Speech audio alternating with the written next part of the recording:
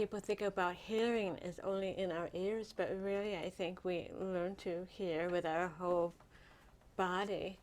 And so when I'm playing my instrument, I think about, feeling the sound, and where does the sound, when you're playing your violin, I want you to think about where you feel that sound in your body, and becoming aware of the vibrations of the sound and the music. And so in line with that, I wanted to show you. Remember this? The tuning fork. Yeah. Because years ago when I started playing the guitar, and you probably did tune your Right. violin, we didn't have these electronic tuners. That's right. And so that's what I do.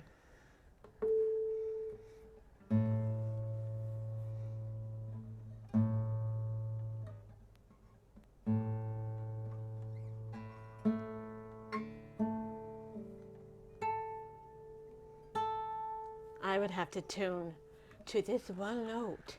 This Right. is A440. Right. And this, when you go to the orchestra, this is what the violin goes, la, and then everybody Right. tunes to this one note. And I find that fascinating that, Yeah. this one note, it means so much. And so something that I did when I was in music rehab with my CI, we call it CI for cochlear implant, I memorized this sound. So at any time of the day, I could just go, la, and I knew that I was in tune with A440 always. I knew I could recall that pitch always in my mind. How did you learn to recall that pitch? How did you train yourself to recall that pitch? I would just remember the sound of it, like just now when I played. La, and I think also, la, I can feel it in my chest when I sing that pitch. It's not like a high one that would be in my head. It's like, la. I think that when we're making sound with our voice too, that it makes the neural pathway of, like when we're speaking, and that's what helps us to learn to hear again. So when we're playing instrumentalists, sometimes they don't sing, but I think that vocalizing the sound helps to relearn the pitch too. Right. So can you recall that, and can you say that? I'm not sure that I could make that, It's something that you can try but at I could home. hear it on my violin. Like, Yeah. this is my 440.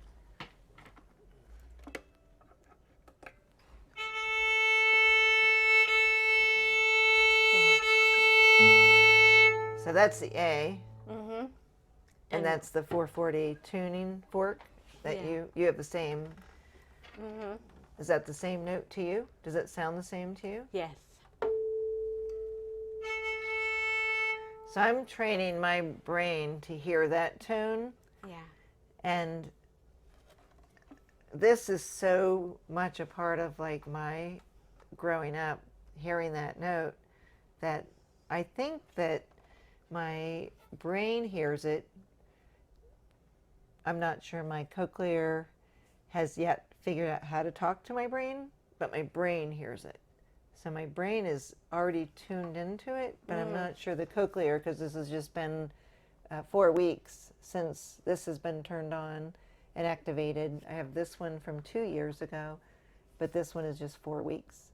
So to try to actually hear that tone with this side sounds very robotic, and it doesn't really sound like a string just yet. Yeah, and we should maybe tell the people, what we're doing now is that, Susy's in her beginning stages of what we call regaining music perception, and with a cochlear implant, which, a cochlear implant doesn't work anything like a hearing aid or anything. Maybe, do you want to say something about how are they different than hearing aids? From what I understand with the cochlear implant, mine has electrodes that are about 20 electrodes that are implanted into the cochlea. So instead of the little cilia in the cochlea vibrating when a sound comes in, if you have normal hearing, your cochlea has all these tens of thousands of cilia, and they react and they send a signal to your auditory nerve, which then allows your brain to interpret sound. And I have, instead of cilia, my cilia, for whatever reason, have completely atrophied. So I have this electrode that was implanted into the cochlea, and basically I have a processor that sits external on the outside of my skull, and it has a capacity of picking up the sound in an external microphone that then sends the signal to those 20 electrodes that stimulate the auditory nerve. So all that's mechanical. The mechanical part helps sound come in, but the brain has to figure out what is actually being sent, what messages, has to interpret all that frequency. Yeah. So for example, this week in my auditory training, because it's just been 4 weeks, I basically am learning how to hear all kinds of different tones and an L and an R. If I say, limb or rim, there's no difference. I cannot distinguish the difference between an L and an R. But the more that I practice, and a B and a G, the same thing, a B and a G, there's no difference in my interpretation.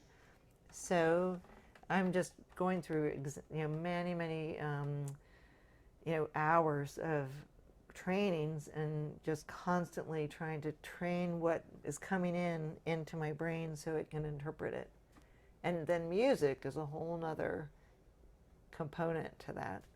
Yeah, so music is very complex, and I like to tell people that we were working earlier on learning different pitches, like what I just one note.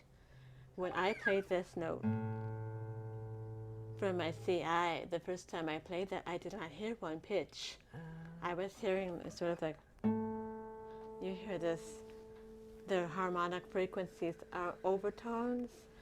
Well, it's sort of like all these pitches that come together in space and time and make one pitch.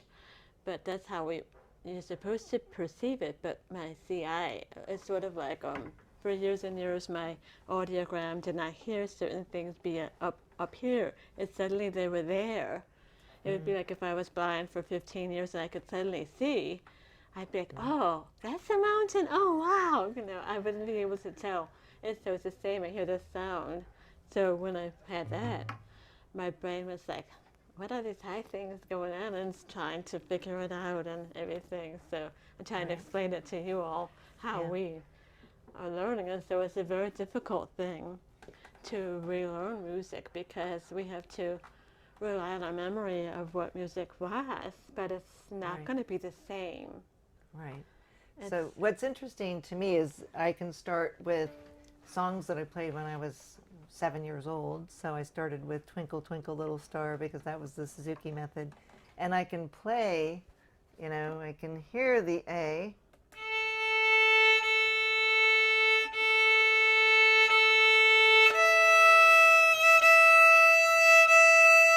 And I keep going back and forth. That was the start of Twinkle, Twinkle. And it sounds very robotic. It doesn't sound really like a violin just yet. But when I play that over and over, those two notes, and I might play them for 10 minutes, suddenly they become as if they become the sound of a violin. They didn't start out that way. In fact, this one, when I had this one 2 years ago, every time I picked up my violin, it sounded like I was playing a xylophone. And it was just sounds like a ping, ping, ping, ping. And I would just keep playing notes and keep playing notes that I knew, my brain knew. And after 10 or 15 minutes of playing, a violin would start to emerge. And I would start to hear the sound of a string instrument instead of a xylophone. Yeah, what you were saying reminded me of something that I experienced when I listened to music only with my CI, is it misses the emotional components not there. And it makes me wonder, does the brain put the emotion on the music, or is the emotion in the music? And so I think it's kind of both, because when you played that song from when you were a young girl, there's a neural pathway that remembers something when you were that person all those years ago, and it's like, it's like I feel something coming in it. Right. But it can't sound the same.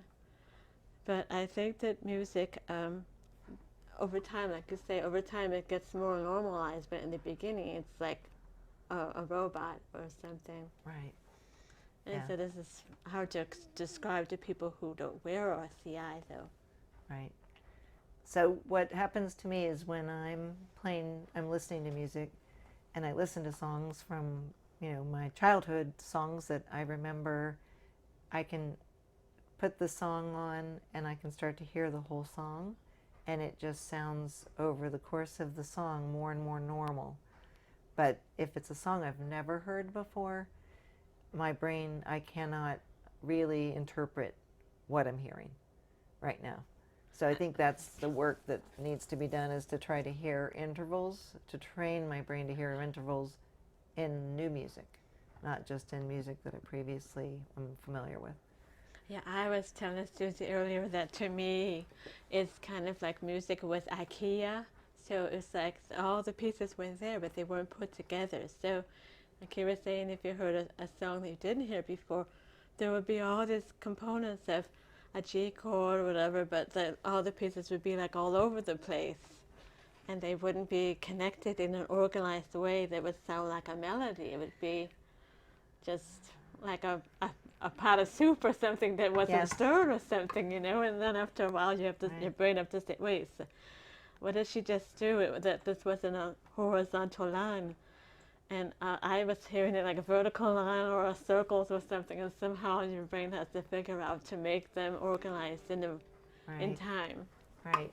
In fact, when I started to first play 2 years ago after I had the first Cochlear, I remember playing initially and there was a delay. There was always a delay. I would play a note and I would hear it almost a fraction of a second after I played the note. And then it would start to connect, and it was like the timing of it started to improve to where it became much more normalized. And so now my brain is trying to figure out with this new Cochlear.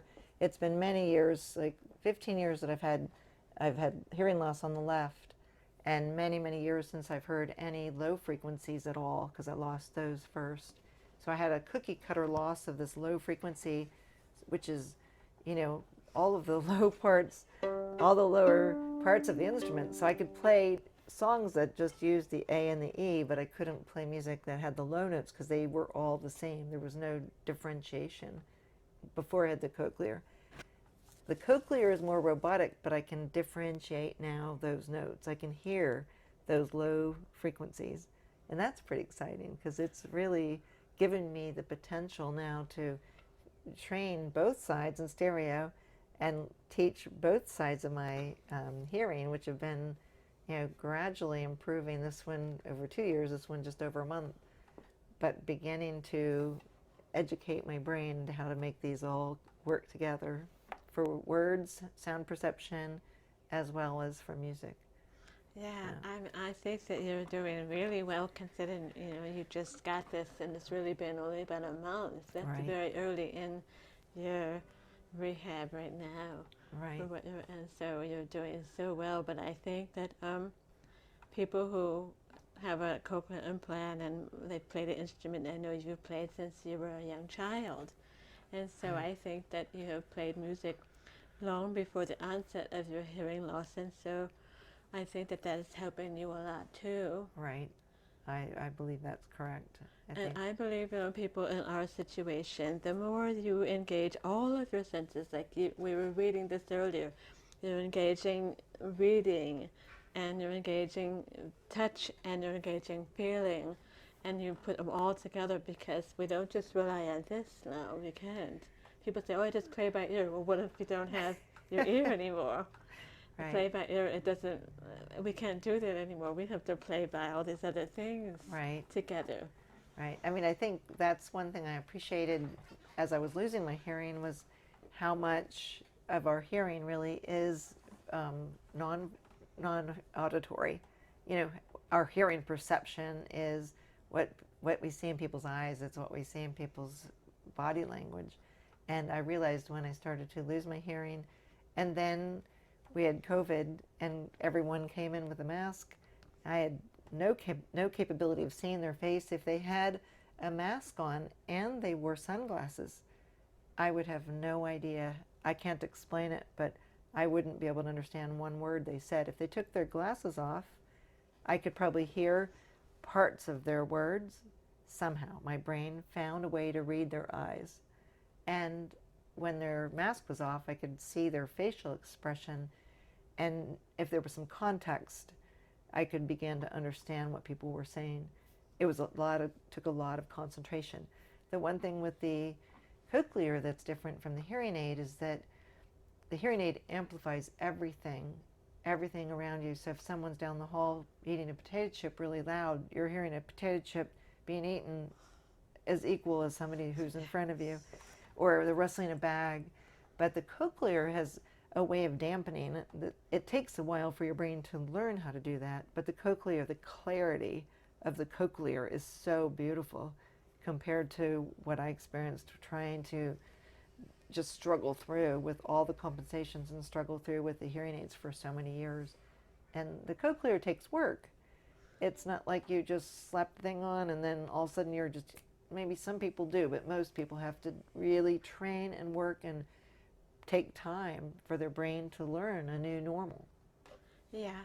I think of it like the difference between a hearing aid and a cochlear implant is sort of like someone who doesn't see very well and they wear glasses. And so now I'm looking at your wall and I'm seeing a pattern in the wallpaper. I'm seeing the pattern, but if I didn't see well, I would just see, gray. I wouldn't see, or if there was a brick wall, I would just see red. I wouldn't see the differentiation. details. And then with a hearing aid, you could just see the little detail. With the cochlear implant, you could see all the details. Yes. You could see everything. Yeah. And I remember when that came in place, and the clarity is really amazing.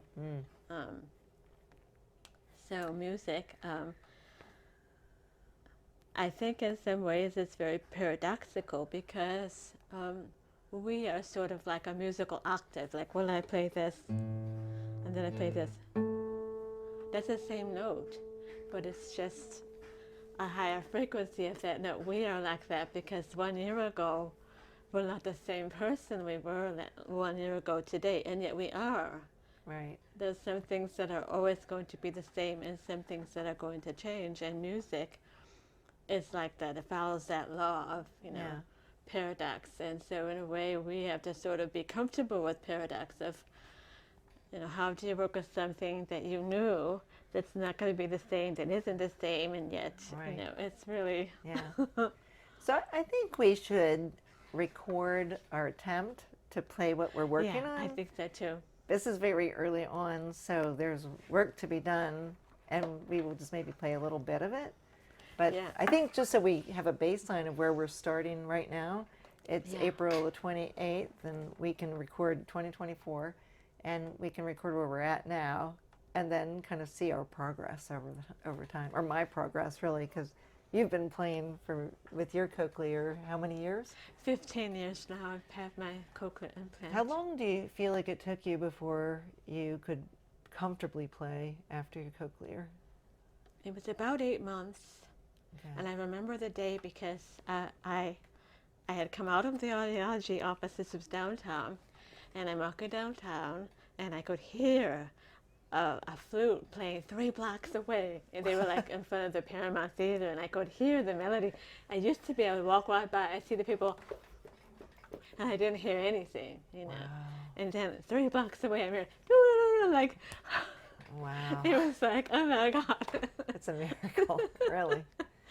It was like it just sort of came into place, and it really is like that because sometimes, you're working and you're working every single day. It doesn't feel like anything is happening, and then suddenly things start to go boom, boom, boom, boom. They just start to open up, sort of like a flower. I think of it like a sunflower. It's just this howl that just is slowly, slowly, slowly. It just opens up like our hearing. Yeah. Okay. Yeah. I'm going to look at the music just because this is a version I've never played before. And also, looking at the music right now gives me a little more feedback for not having to focus only on just what I am hearing. So let me just see if I'm in tune here.